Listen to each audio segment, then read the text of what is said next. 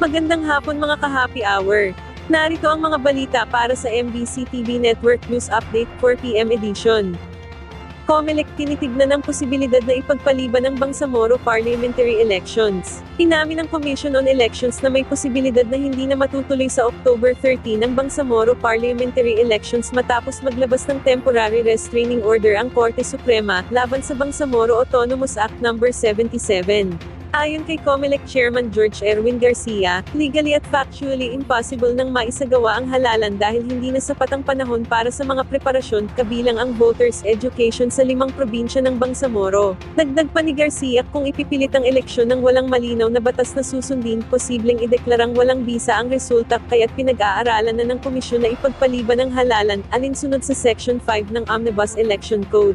Kaugnay nito, tinatayang naman aabot sa 774 milyon pesos ang kakailanganin ng komisyon sakaling ipagpatuloy ang halalan kapag inalis ng Korte Suprema ang TRO. Inaasahang maglalabas ng formal na desisyon ang poll body hinggil dito sa susunod na linggo. Ang hakbang na ito ng COMELEC ay para maging malinaw na sa mga taga-Bangsamoro ang mangyayari sa October 13. Binigyang diin ni Garcia na kung may factors na makakapigil sa maayos at tahimik na halalan sa BARM, katulad sa sitwasyon ngayon na hindi malinaw ang batas na susundin, marapat na ipagpaliban ito batay na rin sa opsyon na binigay ng batas sa poll body.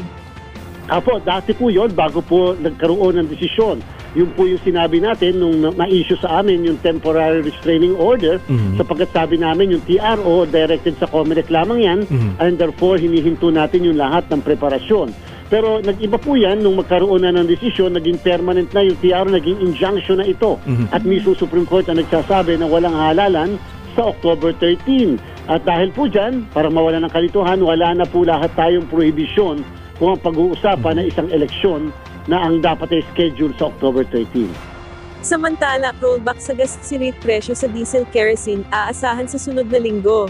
Inaasahang magkakaiba ang galaw ng presyo ng produktong petrolyo sa susunod na linggo, ayon sa Department of Energy. Batay sa 4 na araw ng international oil trading, posibleng bumaba ng 5 sentimo sa kada litro ang gasolina, habang tataas ng 50 centavos ang diesel at 25 centavos ang kerosene.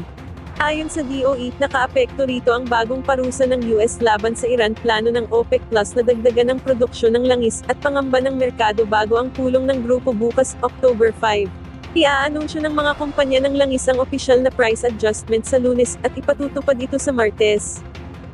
At yan ang mga balita para sa MBC TV Network News Update 4 PM edition. Abangan ang mga susunod na balitaan mamaya para sa 5 PM edition.